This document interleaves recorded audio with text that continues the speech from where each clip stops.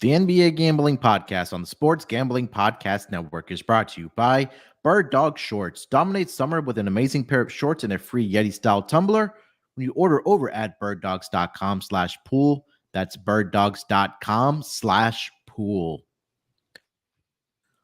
Welcome, everyone, to the NBA Gambling Podcast, part of the Sports Gambling Podcast Network.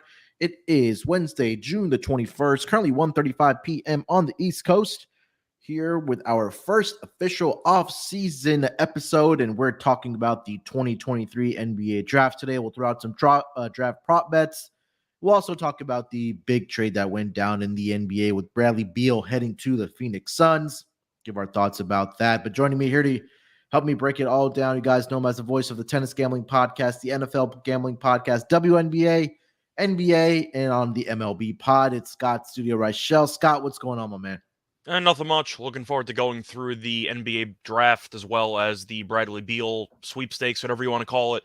But besides that, I was supposed to have some action today in baseball, and then the Rockies switched pitchers. So my bet got voided, and I got no action now. So I feel like a fish out of water. Still plenty of baseball left throughout the day. I'm sure you can find something else, but maybe that have been beneficial to you because Rockies are up 3-0 right now. But also joining us, he's been the draft guru for the Sports Gambling Podcast Network. I have my pen and paper ready with this guy because I'm just here to learn from Delonte Smith. Delonte, what's going on, my man? I know you've been knee deep in the draft stuff. You said since what, February? Yeah, man. I love this time of the year. Perfect time. I mean, it's just not. They don't give us a lot of props like the NFL draft. I mean, for obvious reasons, with the different teams and different dynamics. But yeah, man, excited about the draft. Honestly, kind of ready to get it over with so we can start, looking forward to the 2023-2024 season. Or 2024, 2025, whatever it is. I don't know. 2024. Yeah, so we can get into that. And yeah, man, just looking forward to breaking down some stuff. Missed you guys, talking some hoops with you guys. So yeah, man, it's you talked about the betting menu. It's not a big betting menu as far as like compared to NFL draft. Obviously, NFL draft is always the king of the land, and so is NFL. But there's still some value to be found for the NBA draft. I know they at least have top 10 exact picks for teams, and then you also have a couple of guys or a handful of guys where they've set the over-under on. I'll be honest, man. I know, like I mentioned, Lanta, you've been the guru for this. So we'll talk about the NBA draft first and some draft props. I know you guys, you and Terrell were on the mothership with Sean and Ryan discussing NBA draft props. And then a lot of markets from what you guys talked about on that pod has significantly moved. So I have my pen and paper out, Delonte. I'm going to give you the floor, my man. If you want to take us to your draft props, obviously, we know Victor's going number one. Yeah. It now seems like as of overnight to this morning that now Brandon Miller is going to be the number 2 overall pick going to Charlotte. That number is now sitting at -400 at some books. And then it starts getting interesting at number 3 because we heard a lot of rumors about Portland potentially trading the number 3 pick to get a win now player, whether that's Zion Williamson was also rumored for the Charlotte Hornets and maybe for the Portland Trailblazers. Paul George, we'll talk about him kind of connected with Brandon Miller here as well. But Lante, I'm going to give you the floor, my man. Kind of give us your thoughts about the NBA draft right now, and then if you want to take us into your prop bets. Yeah, so I mean, obviously big shift. Scoot was -250. I think I seen as high as 275, 280 a few nights ago, and then Woj comes out and says that he gives it's definitively. I guess he put it in words without saying they're going to draft him, and then the markets move because we know Woj moves the markets. Whatever he says, being he's so connected. I always thought Miller was the right choice for fit wise, but I thought they would take Scoot simply because I mean he's more valued in this year's draft and by more GMs. We've heard multiple reports about the Pelicans and even Houston, like a lot of teams wanting to move up. So I would think they would at least draft him, see what kind of haul they could get for him. I mean, he is an unproven commodity, although I'm high on Scoot. A lot of people are. But again, I would much rather have a proven player. I mean, maybe not Zion or Ingram to that extent, but at least they're proven to be able to withstand some of the, rigorous stuff that goes on in the NBA and be able to play on that stage. So I think it's interesting, man. I still think that it could be, we could see a situation like we saw last year with Jabari and Paolo, where Woj was wrong. Yeah, and you're right. I mean that's a possibility. I mean, you got to think, like, did they just make they went from Scoot all the way to one workout and it's just Brandon Miller? I mean, it's kind of odd to me that it's just one workout would make you, switch that fast. But I mean, again, this draft is one of the more, I guess, volatile ones. I'm expecting a lot of trades. A lot of teams want to get out and get more assets, get veteran players. Man, it's just going to be a crazy night. I'm ready to get it started. And yeah, I mean, I'm interested to see, like, Scott, I know you said you had a few. So did you have a few you wanted to throw out first before I went? Well, just to actually just talk about the top 3 for a second. I think that Charlotte's going to take Miller because they're a very terribly run franchise. So I think they're going to take Miller just in general. I am going to ask, though, regardless of which team is going to potentially trade up for the 3rd pick, we agree that Scoot's going 3rd, right? There's no world where he's going past 3. No, I think it's just probably, I think for me, and I think Lonte probably has more intel or the work that he's put in, that he will be the number 3 overall pick. It's just depending on which team is going to get us. That's how I feel, or maybe 2nd if it is a smoke screen. But the point is, we know in some order the top 3 is going to be Victor at 1. That's a given. Then either Miller at 2 or Scoot at 2, and whoever's left over is going 3. Do we just agree on that? Well, I heard Grady Dick was going number 1 overall. Am I wrong about that? No? Okay. I'm actually curious where he's going to end up going, because truth is, I wasn't the biggest fan of Grady Dick in college. I thought that he was okay, but I think he'll probably go somewhere in the mid-teens, if I had to guess, maybe high teens. But yeah, just going through quickly. Do you want me to just go through my props or just go ahead. my takeaways? Yeah, for sure. Yeah, nothing formal here, man. It's not like a regular season, but yeah. All right, I was going to say, well, briefly to go through the Miller and Scoot thing, I'm not a Miller guy at all.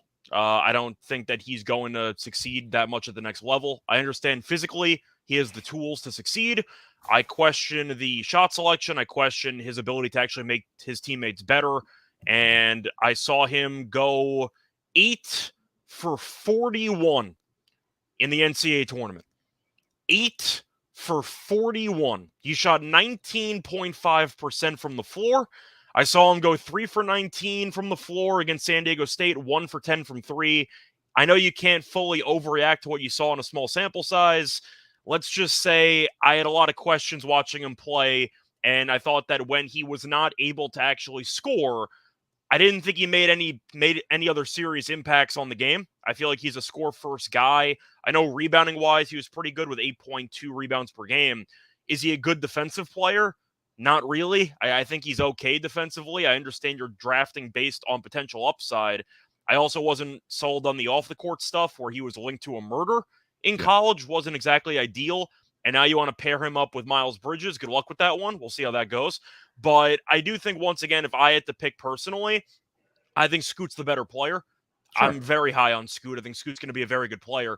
If I was Charlotte, I would trade LaMelo Ball for Scoot Henderson. That's how high on Scoot I actually am. So I would take Scoot in a heartbeat, but it's the Hornets we're talking about. They don't make winning basketball decisions as a front office, and that's why they're constantly in purgatory and why they're not very good. So I think they're going to take Miller because they, quote-unquote, need a power forward or a small forward. They already have LaMelo. They have Rozier for now. I'm not sure how long he's going to stay there. The point is their backcourt is clogged. So they're probably going to draft a position of need when in reality, I don't think LaMelo is a winning basketball player, and I don't think that Rozier is going to be there long term. I think Rozier is definite trade bait material. So based on that, I would take best player available because your team is not very good. And I think that with Victor being gone, Scoot is, in my opinion, easily the second best player in this class. I would take Henderson, but I'm really not a Miller guy. And I know I'm not, once again, going to judge everything based on the NCAA tournament. But if you shoot 19.5% in the biggest games of the season, I'm going to have to at least look at you a couple of times before making a decision. Not to mention the fact that I can't really draft a guy second overall whose favorite basketball player and best basketball player of all time is Paul George. So I have questions on the basketball IQ. Yeah, I think that for Charlotte, it's more about fit than rather going for the best talent. And I And think that's the problem that I have, because this team, Right. how many guys do you actually want to keep? Your team's not good. Yeah, and I think that's been the case for the Charlotte Hornets for I don't know how long now, at least under the Michael Jordan regime, where they haven't even made it to the first round, or sorry, out of the first round. I think that's what the exact stat is. But Lonte, thoughts on Brandon Miller here? Well, I'm not as low on him as Scott is. I actually like Brandon Miller and how he translates. Now, he didn't have a good ending to the season. I think it's kind of, recency where you see, the last thing that people see was him Yeah. not It's a bitter playing well. taste in the Yeah, mouth. but I'm not saying Miller's a scrub. I just think Scoot Henderson's the better player. Yeah, I mean, I get it, but I mean, I'm just saying, like, he performed at a high level for 3.5 months, and He had the 40-point game as well against. Yeah, and he played Miss, in a conference with elite athletes. He played very well in big games. I'm a big fan of shot making, and length. So I like his build. And for Charlotte, I mean, they haven't had a small forward, I guess, to be able to do some of the things that he's done. I mean, in forever. If is Bridges the shooting guard in the situation, or is Miller going to move to a power forward? I'm guessing that Miller would be like a Bridges power not forward. there anymore, right? No, Bridges. I mean, he basically was indirectly suspended for a year. Charlotte still has his rights. I'm assuming he's coming back. Okay, yeah, he's back. Yeah, he's going to be back. Okay, he's going to be back. My fault. Yeah, so I'm assuming that they'll play together, and I mean, he showed some flashes defensively, but it's also easier to play defense when you got bigs like Bediako and Clowney. Who Clowney's probably going to be a first round pick also. So it's easier for you to defend and help side stuff. But yeah, I mean, Scoot, I'm a big fan of Scoot. I love everything about him. It's just that he's small, and the shot making is not there. I think he shot in below 30%, and just jump shots, period. No matter if it was threes or whatever, just jump shots, period. I think he shot 30%. So that's something he has to work on. But from all reviews and all the things that I've heard, interviews, he's a hard worker. That's probably going to be fixable.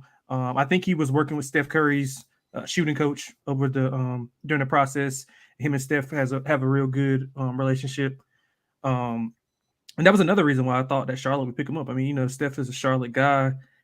He's Scoot's high character. Brandon Miller has his issues off the floor, although they say, it's pretty much behind him and nothing's going to happen. So, yeah, man, I like Brandon Miller a lot more than most. I do like Scoot. It's just at the size, man. In Portland, what are you gonna do with three small guards? You got Dame, who apparently wants to stay there, then he wants to leave, and now he wants to stay again. So who knows what's going on there? And then you got Simons and now Scoot. So that's all three small guards. They're gonna get murdered defensively. I mean, they're gonna be fun offensively, and then you insert Shaedon Sharpe at the forward position. I mean, that's a real tight fit, although Scoot is the best player available. So I'm expecting them to trade that pick, to be honest. If Dame wants to stay, I don't know if he wants to play with Scoot, who has pretty much been, I guess, labeled alpha. And I'm not sure that Dame will be able to stay there and perform at a high level with both guys being there. So I'm not sure they make that pick. I think they might try to trade it. Maybe New Orleans gets up there. Or Houston, maybe your Rockets can get up there, man. Houston, trade. Yeah. So, I mean, it's interesting. Like I said, I think it's going to be a lot of movement. Scoot is awesome. I think Brandon Miller is awesome as well. But I don't disagree with anything you said. Now, the late, on the biggest stage, not performing, especially against San Diego State, who was a defensive team. I think he didn't perform well at all. So, yeah, man, I like both guys. I think those three guys, I think, fit in anywhere they go. No matter who drafts them, I think they're pretty much good to go in any situation. But again, Scoot, Dame, and Simons, I mean, that's not a good recipe defensively.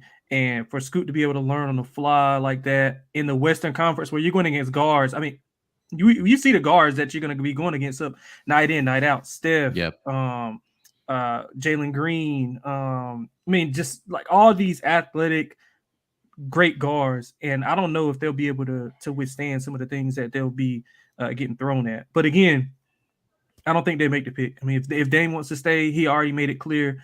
Look, I'm trying to get a championship. Although I don't know what they're going to do to get him a championship. But Yeah, man, I agree with Scott.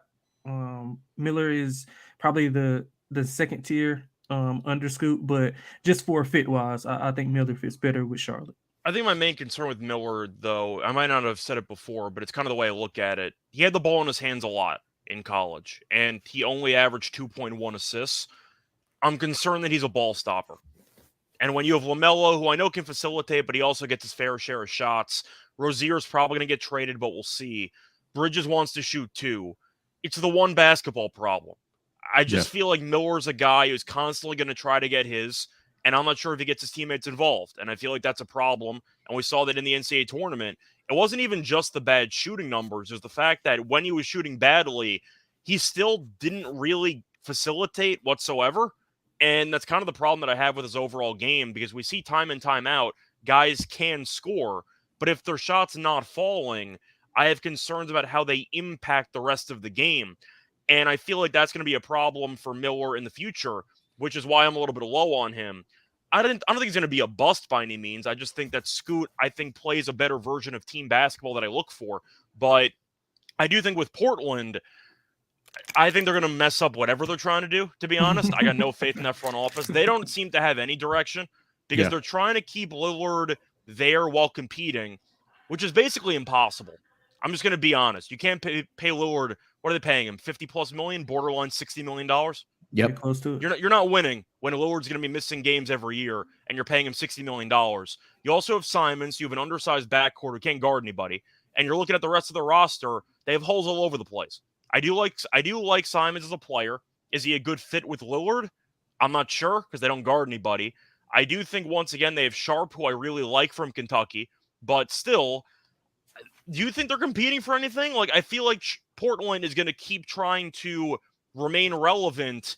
It's going to backfire in their face, and they're going to trade a bunch of assets in the process. I think it's going to blow up in their face, and they're going to be a disaster. Yeah, I blew it up right now. I think we'll find out what Dame wants to do about his future with what the Portland Trailblazers do with his third overall pick. Because if he already came out, we've heard multiple times. I don't know how many seasons now we're hearing that, hey, he doesn't want to be part of the youth movement. I feel like this is like the third or fourth year that we're hearing about him. Right.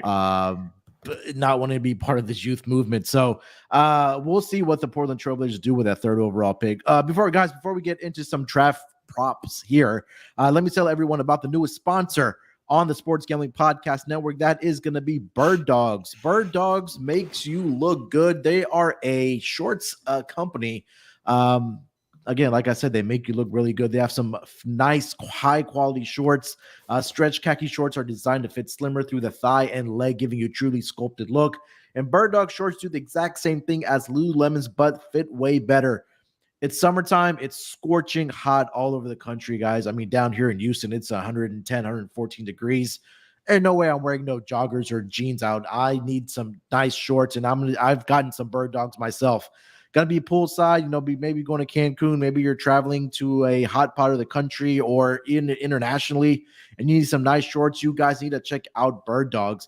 Birddogs fixed the issue by inventing a knit fabric that makes your shorts look just like khakis, but stretches so you can get a way slimmer fit without having to sacrifice on movement. Like I mentioned, they also have some great swimming shorts, nice high quality designs. You need to check them out. Like I said, if you're planning to be out in the sun, you need to check out Birddogs. So go to birddogs.com/pool and enter promo code POOL. That's POOL for a free Yeti style tumbler with your order. That's birddogs.com/pool for a free Yeti style tumbler. You won't want to take your Birddogs off. We promise you that. Scott, did you have more or did you have any official draft props that you officially want to give out here? I know we talked about Brandon Miller and Scoot Henderson, but do you have any draft props? Yeah, so I have two that are unrelated to the top three picks, but I want to talk about that first because Miller was that was the storyline the past day or two, the line movement on the second overall pick. But there are two I'm looking at. I like one more than the other. So I'll start off in chronological order based on the lower draft expectation. I'm going to go with Cason Wallace. I'm going to look at him over 12.5 at -150. I haven't really heard much buzz surrounding him. And I thought he was pretty decent at Kentucky. He had some back issues, though, so I am wondering if that's going to be potentially a reason why teams might stay away from him, because the back issues were pretty common throughout his entire year. But it seems like Toronto's the most interested at 13, And I do think, once again, he was a guy at Kentucky who I thought was fine, but at the end of the day, I just think that it seems like there's a couple of other guys who have higher ceilings that teams might reach on, but it's really just the lack of buzz. Usually you hear a couple of teams that are linked to a guy who might be before 12. I really just haven't heard that from Wallace. It does seem like Toronto has had him in for a couple of workouts. They like him a lot, but they're at 13 once again. I don't really see a world where another team jumps in to take him unless Toronto trades up. Maybe Delonte's heard something else, but for Case and Wallace, I really just have not heard much buzz. 12.5 juiced over. I'm going to lean to the over because, once again, I like the opportunity to take an under with guys that have multiple potential landing spots. Yeah. I really just haven't heard that happen with Carson Wallace, with Case and Wallace. So I'm going to go with the over 12.5 as my first prop. Lonte, thoughts on Wallace there? Yeah, man, I love Case and Wallace, and I think it has more to do with other guys just like outperforming in workouts rather than him falling. I mean, that's the case for a lot of these prospects. Have you heard the same thing about the buzz though? Like, I haven't heard many about his teams back? that are that No. interested. Oh yeah. I mean, I haven't heard any, but I mean, not hearing stuff could be good. Sometimes it could be bad. I mean, around this time, it's a lot of teams that are It's all probably hearsay. are probably gonna throw out stuff like, for instance, the Utah Jazz has been linked, like they love Keontae George, like, and they got 2 picks inside the top 20. So they're like out on the record saying like they love Keontae George, but like, why would they just say that? Now you got these other teams. So you basically, if you love him that much, you got to take him with that first pick. I think they have 9. So you have to take him with that first pick, thinking that, some of these other guys, the other teams might be looking for the same thing you're looking for. And yeah, I mean, it's all just like up in the air with certain stuff. But I have heard about Kaysen's back, but I think Rafael Barlow, who does great like draft stuff for NBA Big Board, I think he talked to his dad.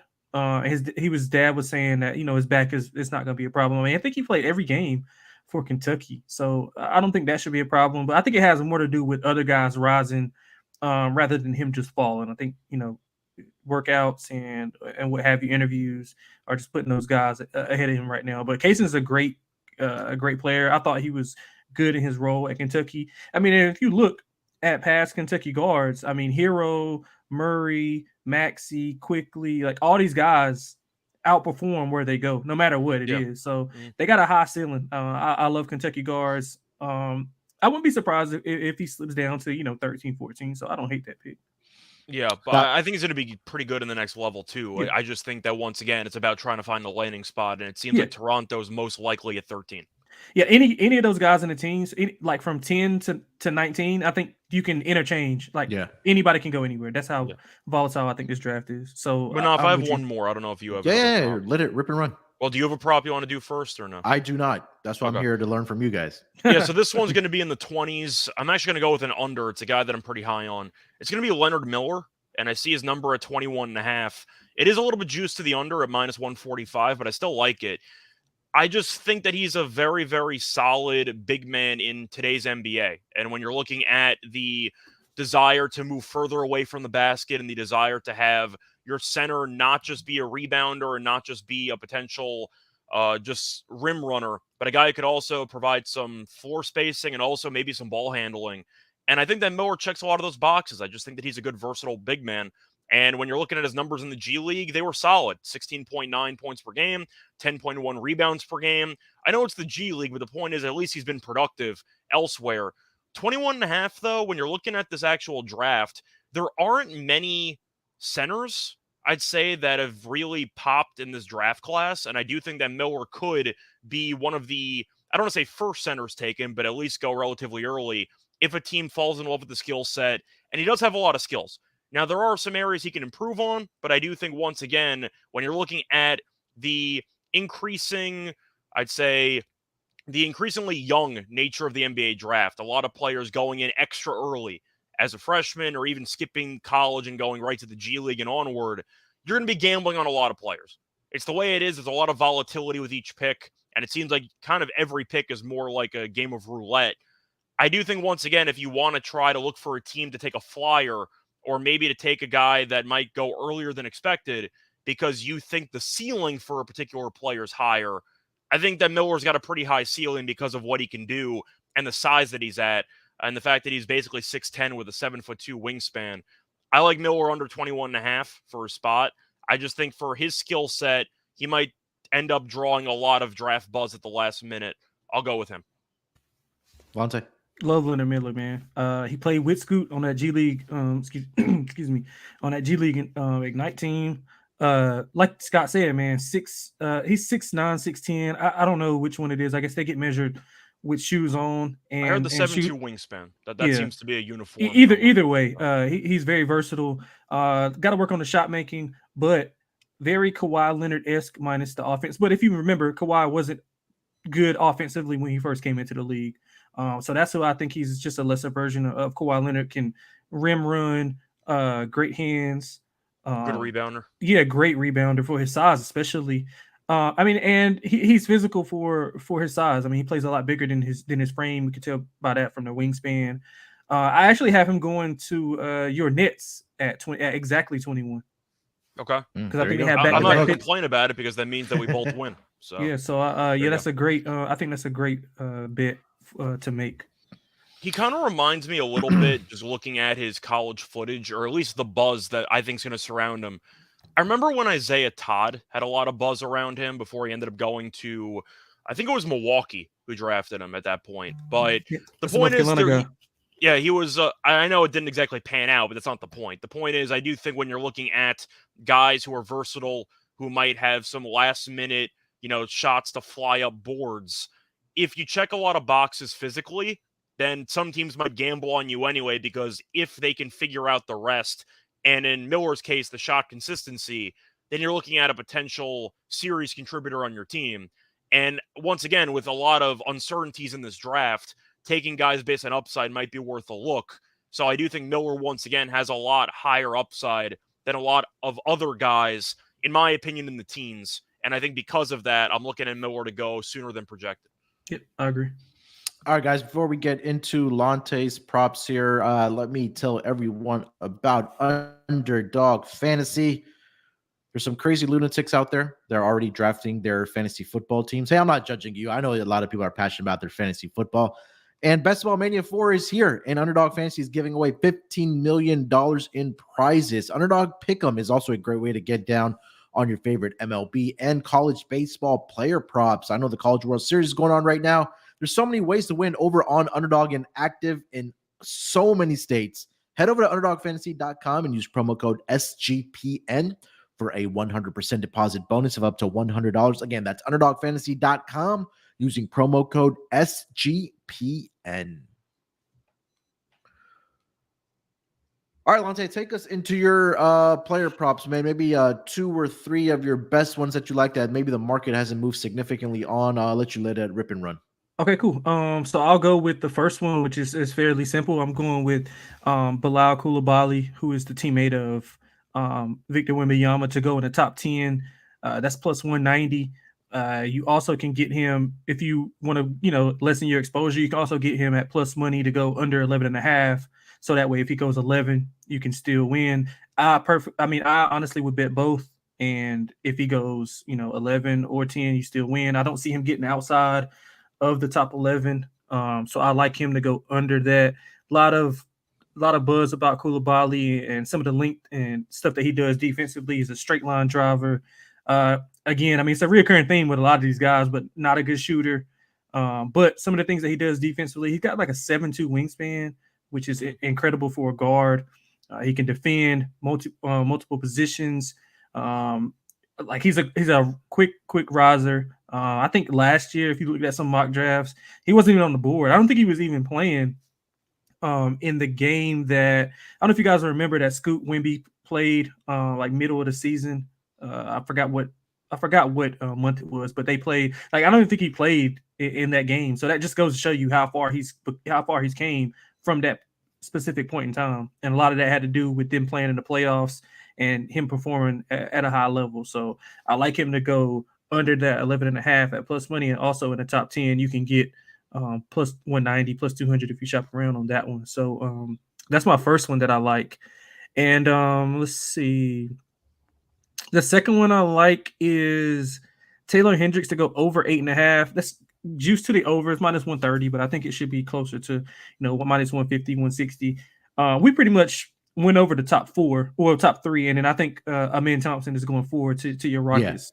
That's what I've heard the most about. Yeah, so I think the top Rockets. four is solidified. Now the order, whatever, I mean, after Wemby, but I think the top four players are pretty much solidified. So once you get to that, 5 through the rest of the lottery, I think it's, it's up and down, but on consistent mocks, I've seen, Whitmore, Jarris Walker, Asur Thompson, Anthony Black. So those are 8 names right there. And then you have Utah and Dallas. I think Dallas is probably going to go with Lively, and Utah is probably going to go with Coulibaly. That's how I'm looking at it. So, I mean, I don't think he can sneak into that 7 range or even 8. 8 is a possibility, but 1 through 7, I think we're pretty good with. So I'll take my chances on, the 8 spot with a team who I think doesn't really need his specific skill set. I think he needs to go to a team like Dallas, or, some team that needs a big Oklahoma City, something like that. So I think that's good value there. I'm on the minus 130. Last one I'll do Asur Thompson plus 120 to be drafted ahead of Jarris Walker. Now, Jarris Walker is an interesting prospect. I know if you watched him at Houston. I don't know if Munaf, if you watched a lot of Houston basketball. Yeah, man, really, really good touch at the rim. Got a nice jump shot. Better playmaker than what he showed at Houston. And I think actually him going to Houston showed, that he's able to be coached, because we know, Sampson's going to coach him hard, played in a winning environment. So I think they lost like 4 games. So he's a winner. A lot of people have a lot of like upside on him shooting. I'm not 100% sure about that, but Asur is a player that I'm very, very high on. I actually think he's better than his brother. He is the 2-time MVP, better defensive player. And I think Asur has a better upside. It's just the shot form, right? People think there's like a hitch in his shot. No, that's Amin. That's Amin is brother. the one with Amin is the one with the bad shot. Yeah, Asur is the better shooter, better defender, but Amin is just like freakishly like him and Jalen Green on the floor at the same time is going to be like insane. Like he's probably like a top 5-6 athlete as soon as he gets drafted. Like as soon as he gets drafted, he's going to be like that kind of athlete. Asur is athletic, but not like Amin. But he's better polished on the defensive end, and I think that's where we see teams like Orlando or even Detroit go. So I think he'll get drafted before Jarris Walker, who I have him pegged at 7 to the Pacers. I think the conversation.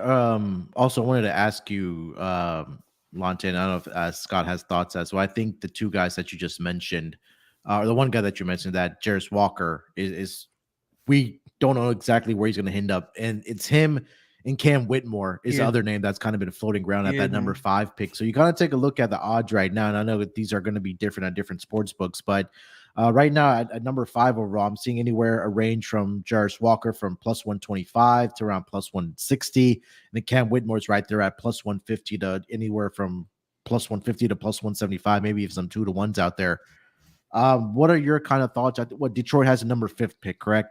Yeah, 5th. Yep. So what are you kind of thinking here at number 5 on what Detroit does here? I mean, I think that, so when doing draft stuff, like I know a lot of people are doing it by what they think or who they think the best player is, and I think that's completely wrong. Like you have to go on the team needs and what the team is thinking versus who's a better player, because better player doesn't matter to that team. They just want to find the best fit for them and how they project. Now, if you play it right, honestly, you can probably win money on both guys, Walker and Whitmore. You mentioned the odds. So I have Jarris Walker under 6.5 at even money, but Cam Whitmore is minus 200 to go in the top 5. So like, I don't know how weird it is. And he's plus 250 to go 5th.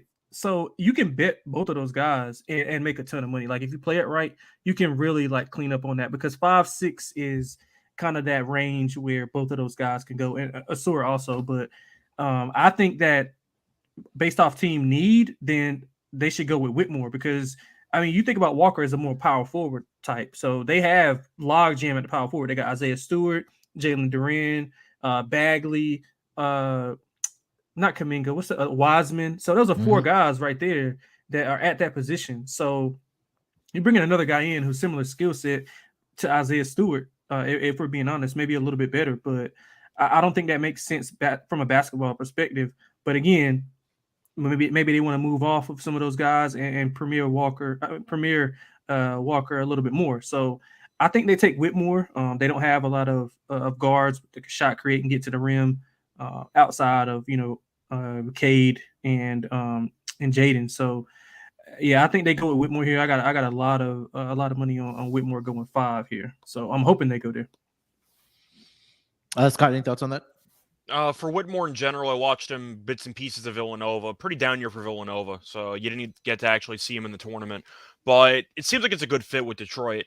Then again, to be honest, I once again did not catch a ton of Villanova basketball because I'm used to them being a lot better than they actually were.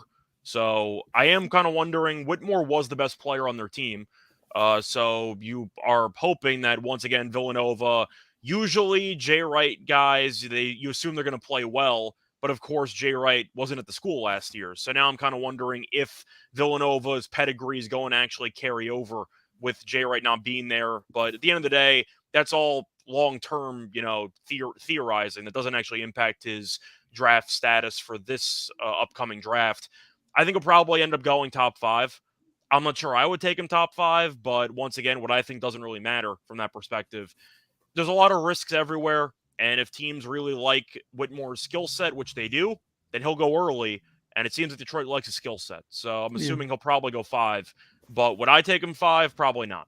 Yeah, I mean, you look at the odds, like it's just like it's really, really weird. Like, Cam is minus 200 to go top 5, and Walker is the favorite to go 5th, but he's under 6.5 at even money. So I mean, like, yeah. It's odd, but like I said, if you play it right, you can make a lot of money betting just both of those two guys. Well, unless Asor goes 5, then you're fucked. But I was going to mention something that just completely went over my head. But all right, any more draft stuff you want to throw out there here, Lonte? You have anything else you want to give out? Not really, man. I got a bunch of stuff. It'll take us all day. But go ahead. No. Well, I just look at certain mocks, and just go by by team needs. I mean, if you take a lot of that plus money, I think you can come out pretty good on this draft, because at the end of the day, one move, like one trade or 2 trades, can really shift these teams' direction and how they go. Because think about it, like the Pacers have 4 picks in the top, I think 32. They're not gonna bring in 4 rookies to an already younger team. Well, they did. They shipped off a couple of those picks to Denver, I think. Yeah, they made a trade earlier today. Oh, really? Oh, okay, I missed that. Okay, yeah. But what did Denver acquire again? It was 29 and 32 for 40 this year, and then a 2024 first rounder. Oh, okay, well, I would expect them to still not bring in 2 rookies. I think they'll still move that. I think they have another pick. They have 7 and I think like 19 or something like that. But either way, I think some of those teams, like one move, like what if Portland trades, that pick and they get Zion or Ingram or whoever, then you got some of those other teams who are like, okay, now we got to try to make a move. And yeah, so I think plus money is the best way to go, as long as it's within reason, of course. I actually am curious, though, Delonte, how much stock do you put into the workouts and all that other stuff? Because I feel like the workouts are the only thing I really care about, or at least for me personally, I like to know which players have been in which building, because at least then you could kind of assume, once again, you have to assume that you actually got a good workout for that particular team, and maybe a team likes them. But you can usually tell when, where there's smoke, there's fire. If a player's been in the building multiple times for multiple workouts, then that team is probably seriously considering drafting the player. So that's how I look at it, or at least the approach I go for some last-second draft, I'd say, steam that I look for. Yeah. Do you do the same thing, or you have some other strategies? Honestly, I used to until maybe like 2 or 3 years ago, because they started, I guess teams wanted to not tip their hand. Like if you remember with Cam Johnson, like he didn't work out for Phoenix at all, and they took him top 10. Yeah. Like he said himself, like he didn't work out for them at all. Like he was. I think Rui never worked out for Washington. Right, for Washington. Yeah. So some of these guys these teams are not wanting to tip their hand, which is another reason why I think like the Jazz blatantly saying, "Hey, we want Keontae George." It's as kind of odd because you don't want to tip your hand and give teams, these informations. And at the end of the day, I mean, none of these teams are going to come out and say, oh, yeah, this player had, a bad workout or whatever. So, I mean, and again, it's a workout. I mean, how bad could it really be? I mean, unless you're playing, one-on-one against another player of that workout or 3-on-3.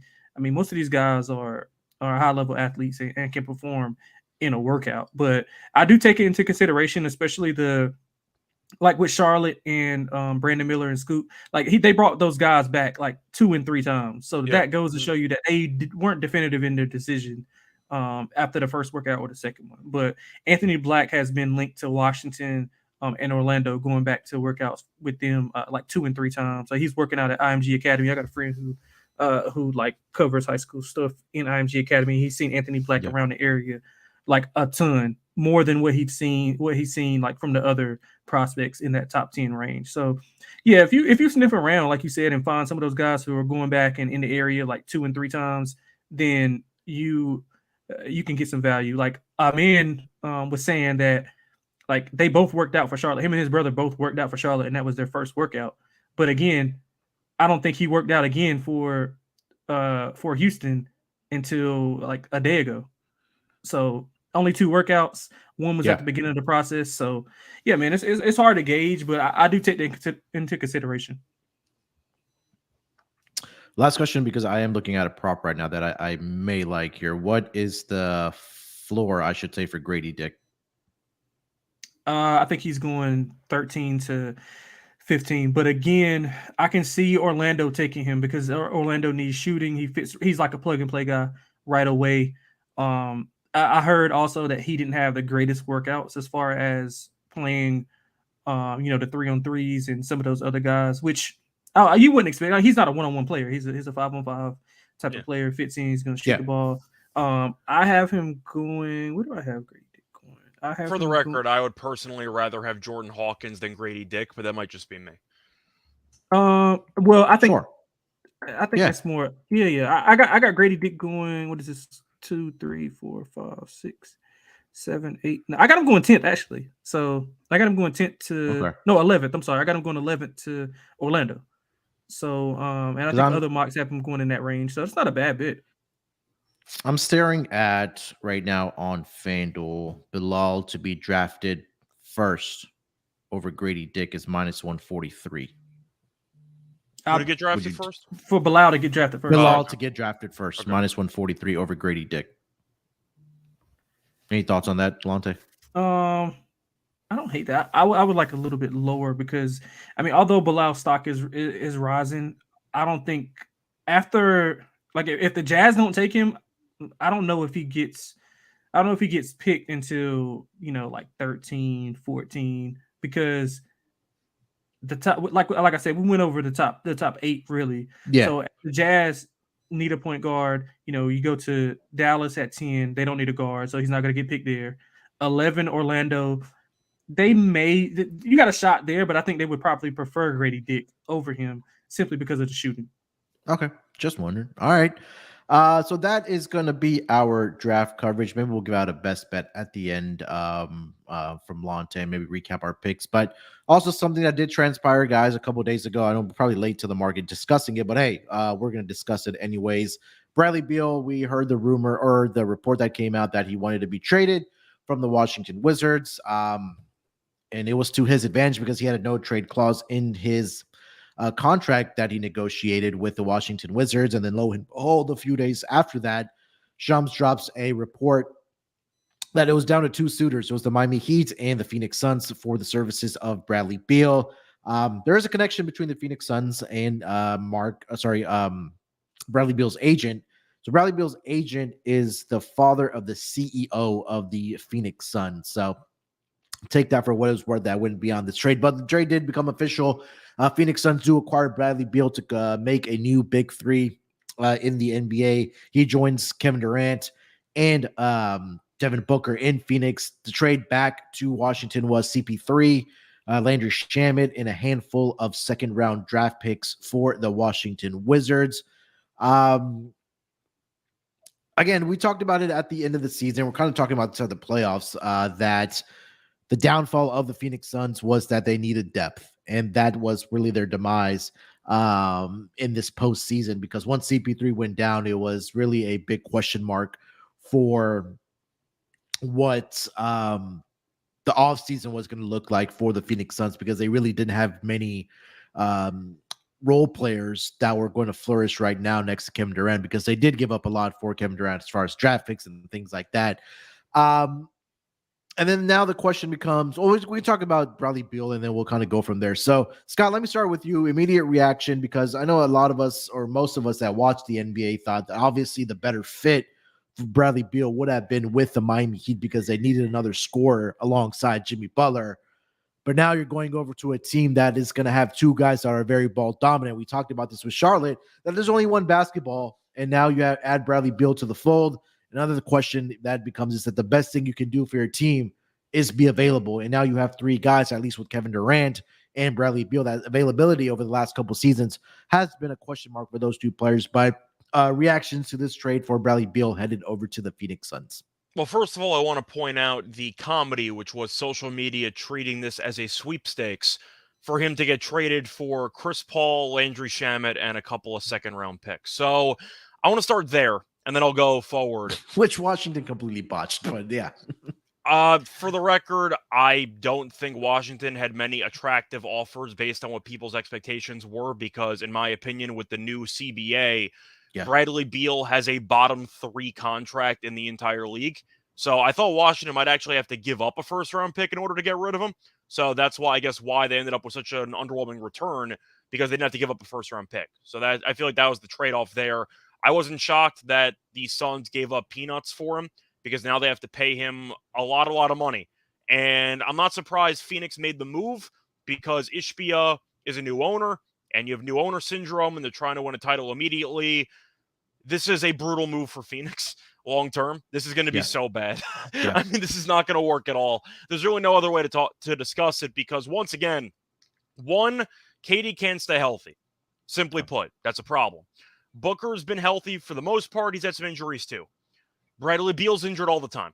So you have guys that can't stay healthy, and now you have a lot of salary cap tied to 3 guys. And with a CBA that's approaching next year, I believe. I think the deadline to actually make this trade would have been July, early July, because that's when the new CBA stuff kicks in.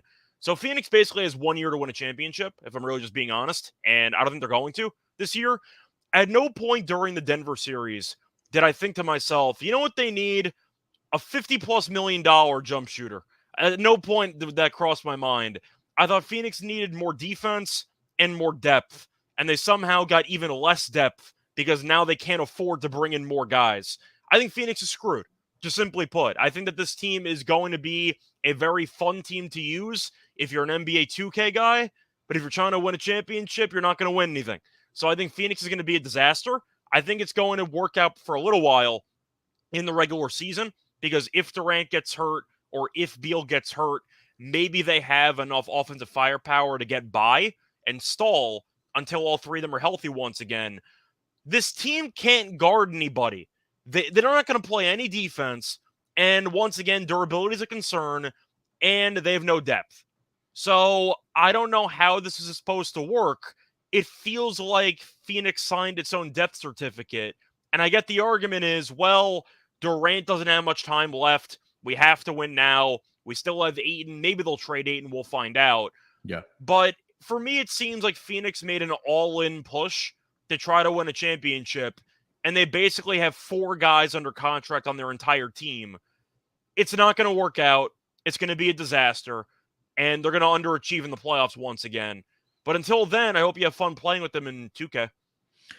Yeah, again, like we mentioned when we were talking about this in the playoffs, that when it came to the off season, that they were going to have to find ways to get creative and get depth on this team, because having Devin Booker and Kevin Durant as your 1 and 2 guys, that's a cornerstone to start a championship. But what you do with the rest of the roster, you're kind of talking about what the depth that Denver had. I know we kind of took, and we know that Joker had a great NBA Finals. Murray was good as well. He didn't have a great series as he did at the Western Conference Finals, but the depth of that team really stepped up in closing moments where they really need to. Guys like Bruce Brown, talk about, KCP, Aaron Gordon had a great series. Your third best player, Michael Porter Jr., didn't have the greatest NBA finals, but like I mentioned, your role players step up. So now for the Phoenix Suns, that hey, if one guy is not having a great or a great night, that your depth can step up. But now the team doesn't really have depth, which kind of led me once they made the Bradley Beal trade, that I was like, okay, now they're gonna have to trade DeAndre Ayton to get depth pieces around Bradley Beal, Kevin Durant, and Devin Booker right now. And I'm not even sure what his trade value is. Yeah. Yeah. And I thought that last season, that it was right around this time or maybe a little bit later, that there was rumors of him heading to Indiana for Miles Turner and Buddy Hield. I thought that was a trade that the Phoenix Suns should have made at that juncture. But now we'll see. We'll see what happens now if they do end up trading DeAndre Ayton. But Lance, thoughts on the Bradley Beal trade? Yeah, man. I mean, Scott hit it on the head. Not a perfect fit per se. But I mean, at the end of the day, you gave up Landry Shamet, some second-round picks, and Chris Paul, a guy who you probably were going to cut or waive. So, well, the argument's the cap space and how, with the lack of depth, you have 4 guys under contract. So, unless they trade Ayton, your entire rest of your roster is going to be 8 guys on the minimum. Yeah. I mean, they got to figure that out. But I think that he would rather figure it out with Bradley Beal than without. I mean, I can pretty much flip it any way. Like I can make it negative, I can make it positive. So, I mean, I want to hear the positive. Because I actually don't even know how you spin this as a positive. Besides, basically, he can score 100 points a game. Yeah. So basically, I'm thinking that if Bradley Beal's motivated and he can come out and play that. I mean, he's a third fiddle. That's pretty much what he wants to be. Is a third guy. I mean, obviously, he's at the bottom of the totem pole, so he's going to be motivated to at least prove people that he's. That he's still this prolific scorer. Now, he doesn't have to score 30. I mean, he can score 23, 24 points a game and still be, reasonably good, especially on the defensive end.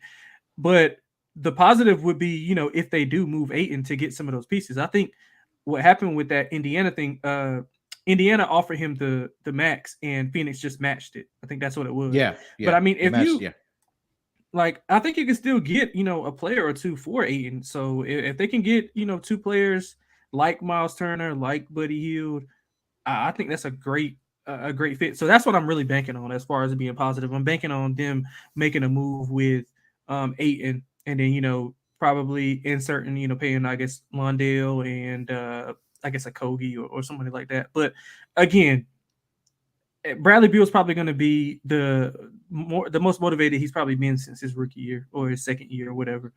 But I mean, it's not a perfect fit. That move doesn't put them above Denver. Doesn't put them above. I mean, I think they moved backwards, to be honest with you. So who do you think they are? They're behind. Who do you have in the West right now? Like Denver, and then what? Are we assuming full strength or no? Because I think this team's going to be full injured strength. by the time just full strength. Yeah, full strength.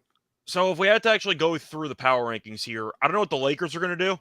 And I know LeBron's older, and I know AD can't stay healthy either. But if we're assuming perfect health, I'm not sure I'm taking the Suns over the Lakers in a 7-game series because I just think the Lakers are going to kill them in the paint, and the Suns can't guard anybody.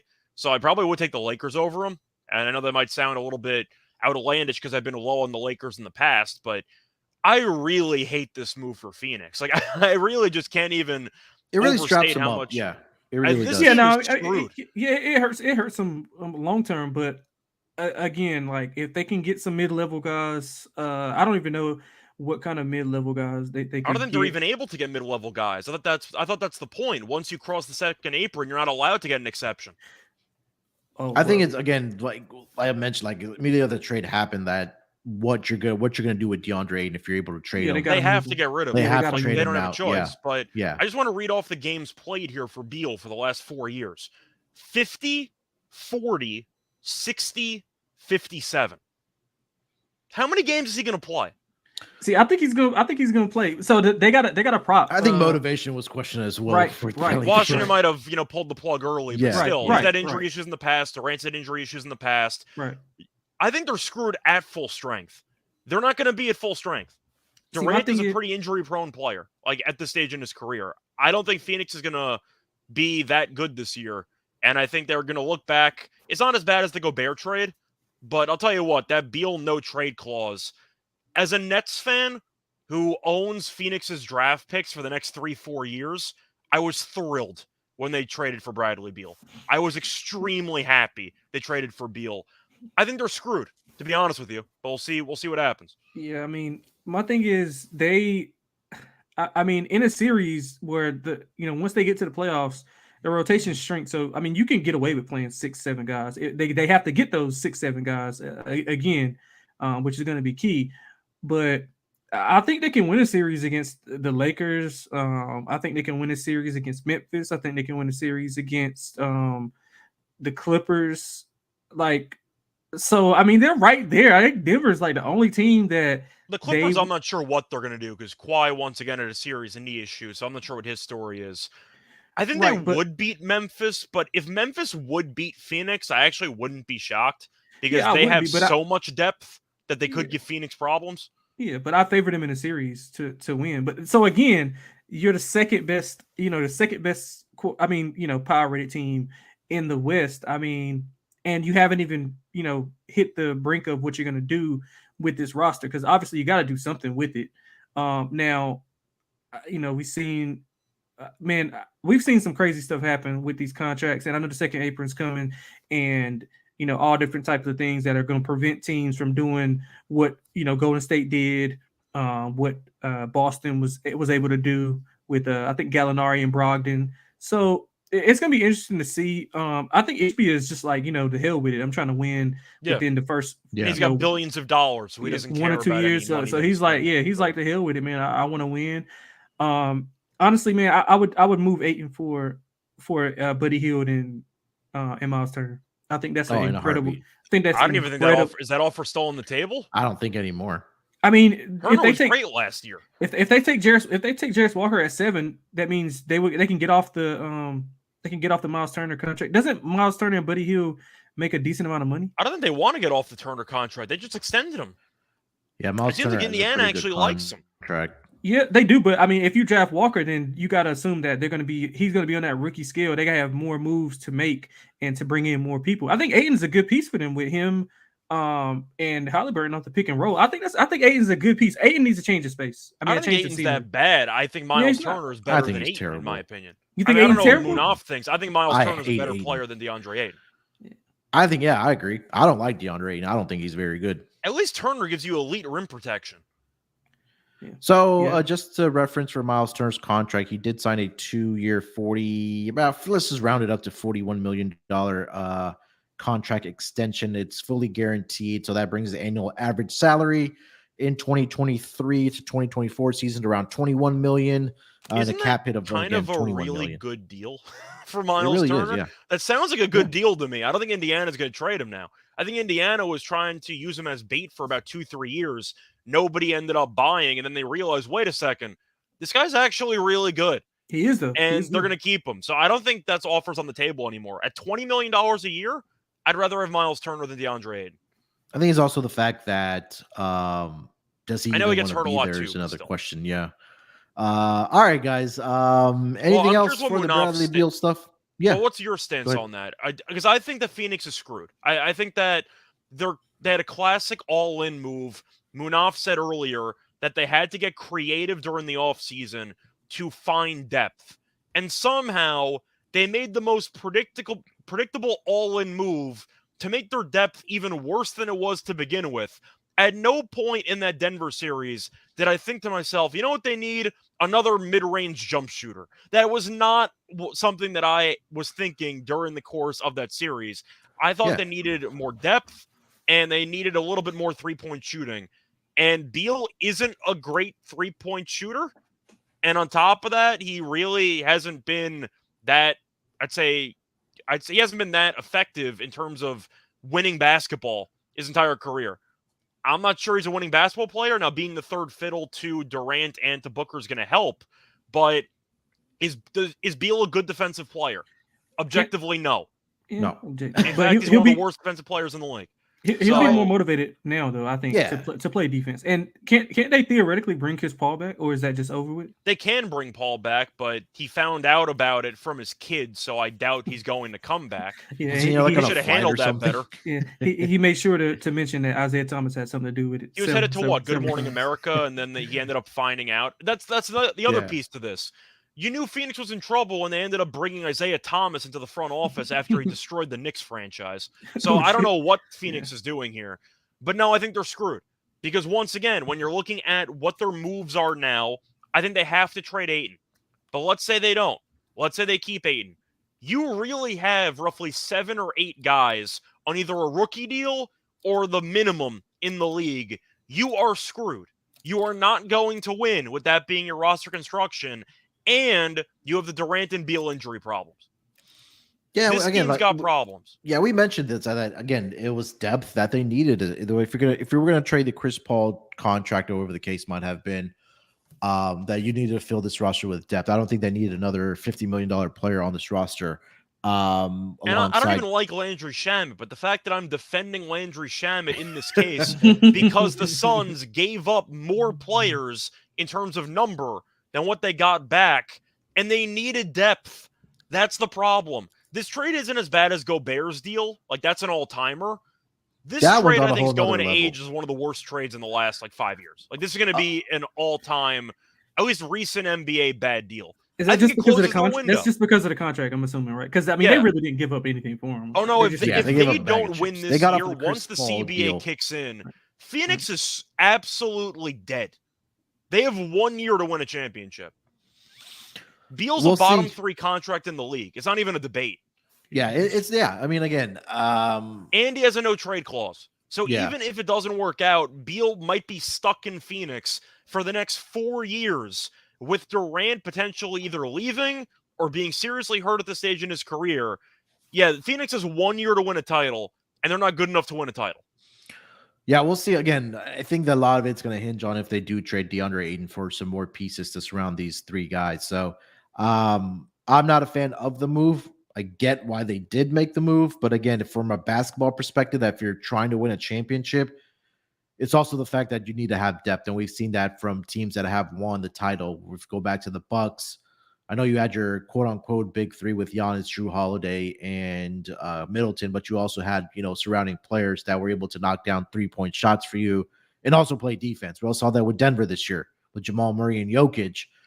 MPJ didn't have a great series, but they had guys step up in those moments, guys like Aaron Gordon, Bruce Brown, KCP, Christian Braun, if you want to throw his name in there as well. So, we're going to see, man. I think the next move, we'll see what happens with DeAndre Ayton, but as of right now, I can see why the Phoenix Suns may be power rated higher in the Western Conference with these 3 guys. But I've said this before, that the biggest thing you can do for your team is be available. And that is a huge question mark for Kevin Durant and Bradley Beal at this stage of the career. But we shall see. I like the Suns win total under, for the record. I'm not sure what number it's going to be. This team's not winning 50 games. It'll be. Oh, they'll win 50. I disagree. I think this team's going to be injured the entire season. This team's not winning 50 games. They can win 50. I think the injuries are going to be a problem. Is probably the number. What do you think it is? 54.5. That's what you think it's going to be? I think so. All day under. This team's not going to guard anybody, and I once again think Durant and or Beal will miss at least 20 games apiece. If it's 56, I'm going. If it's 56, I'll go under. Anything under 56, I'm going over. I'd be shocked if this team got the 50 wins. Yeah, I don't think it would be that high at 50. If it gets 56, I'm taking the under. What was Denver last year? Denver was like 52.5. Yeah, Denver was 50. I think the highest was Boston last year, around 50, depending on the number that you got, around 50. I think it was around 55.5 to 54. Yeah, okay, yeah. So if I had to guess, Phoenix will be 51.5. If I had to guess, and I like the under. Yeah, I can see a range of 52.5 to 53.5. I would probably. I'll wait to see if they trade Ayton or not, but they're not going to win 50 games with roughly 6 players on the roster being on the minimum or being on a rookie deal, and you're assuming Durant or Beal stay healthy. I'm telling you, this team's going to be just a complete disaster. They got people are not ready to talk about that. They got to prop up over under 153 combined, 53.5 combined games. Booker, Durant, and Beal play together. How many games did Booker play last year? So that's roughly like 50 games together. Do you think they're going to play 50 I didn't even games? mention Booker missing time, by the way, because I know he missed about a month last year. I didn't even mention Booker. Yeah, but he's not as much. Booker's he's not been as injury durable prone. though. Yeah, I'm just saying though. Last year, Booker did also miss 29 games. In fact, to go through the games here, Booker has played less than 71 games in each of the last 6 years. I mean, Yeah, he's the most of our most players durable guy. don't how have many many games of right those now were high either. 60s though? How many of those were high 60s, like 64? He had 71, 68, and 67. Yeah, I mean, that's fair. Once again, that's for the prop you just mentioned. I'm on yeah, the under. So they all three have to play around 50 games together. 52. What was the number you said? 153 and a half. For all three. All three. So each game that they start is obviously just 3. I'm not even sure Durant gets to 50. I think he's injury prone. Let me see. I think some of the Beal stuff had to do with him just not wanting to come back and play for Washington and them going nowhere. So if he was to play for a contender, I'm pretty sure he would fight through that injury. Versus, I just want to briefly read off Durant's games played here. Last year, 47. Last year he played 47. Year before that, 55. Year before that, 35. Didn't play the year before that with a torn ACL. I don't think he plays 40 games. Well, 35 probably came back later in the year because of the Achilles, right? Yeah. I don't think they want to play him. This is why, though, I have a problem with Phoenix. And it's why I guess I understand it, because they put all their eggs in the Durant and Booker basket. But damn, man, they keep trying to chase the all-in push, and it's just not going to work. Yeah, I think. Do you think Durant's going to play 50 games? No, I think they want to limit him to be, in between that, I guess 45 to 50 range where they can. So he's Kawhi Leonard. Yeah, I think they're going to do what they did to Kawhi Leonard. I think he's going to play, not play back-to-backs just to save him and preserve him for the playoffs. That's what I would do. I think Phoenix is a great comparison to the Clippers. They have 2 injury-prone superstars, or maybe Booker's not as injury-prone, but 2 guys that sometimes have issues staying healthy. They have no cap space whatsoever, and you see them lose in like the second round every year in the playoffs. Yeah, Clippers roster is like. I think they're going to need at least like 30 to 40 games, like to play together. For like last season, it was what Durant only played 8 games. Yeah, Durant played 8 games with Phoenix. Yeah. So I think that for Bradley Beal, and I also do like the fact that the trade was done earlier, that it gives them some time, maybe in like training camp or mini camp, whatever you want to call it, that to get some chemistry going together. But again, at the end of the day, like you still have to play actual meaningful basketball games together. And I think that was the demise in Brooklyn. I know, Scott, you could attest to that James Harden, Kyrie Irving, and Kevin Durant didn't play that many games together for various reasons, whether there's injuries or off court stuff. Would they play again like 14 games together in 2-3 years? And they were really good in those 14 games, weren't they? They were unreal. Yeah. So we'll see, man. Again, I think that if they are able to get at least half a season together, I think they can carry that into the playoffs. But we'll see. Again, the bigger question right now for the Phoenix Suns will be how they fill out the rest of the roster. But we'll definitely keep an eye out on that. Personally, once again, I think Phoenix had a better chance to win the title. I don't think it was that high to begin with, but I think they had a better chance to win the title before the Beal trade than after. Because now they're in cap hell. Beal on this roster right now, or Beal on this roster, or Chris Paul? I won't Beal. With the current contract, Chris Paul in a heartbeat. Contract aside, just like Chris Paul's contract was like half guaranteed. Man, I don't think they had a shot. They would get bounced in the first round again. Their issue was depth. Beal gives them less depth than they had before. They're paying Beal $50+ million, and he has a no trade clause for 4 years. I mean, Chris Paul might have the worst contract. Okay, Ben Simmons has the worst contract in the league. That's not even a debate. Does Beal have the second worst contract in the league? That was Chris Paul. Chris Paul, though, is like half guaranteed. So you can. That's why they waived him, because they didn't have to pay half the contract. I think Jordan Poole has the worst contract. It's not good. The no trade clause definitely is like the tiebreaker there for Beal, though. The trade clause is crazy. Oh, yeah, I get it. Yeah. But just like from a basketball perspective. That's Washington's fault, though. Yeah, that's Washington's fault. It is Washington's fault, but I think Washington won the trade by getting rid of Beal for peanuts.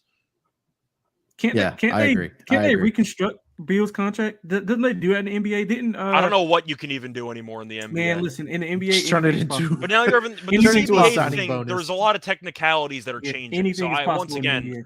I gotta find out. But either way, once again, if you're asking me based on current contracts, I would rather have Chris Paul and a lot more cap space than Bradley Beal and no cap space.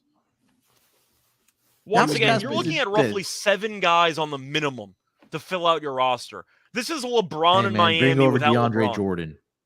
Imagine Bring him over. LeBron in Miami NBA with champion Dwayne Wade. DeAndre Jordan. Imagine LeBron in Miami with Dwayne Wade when he first got there.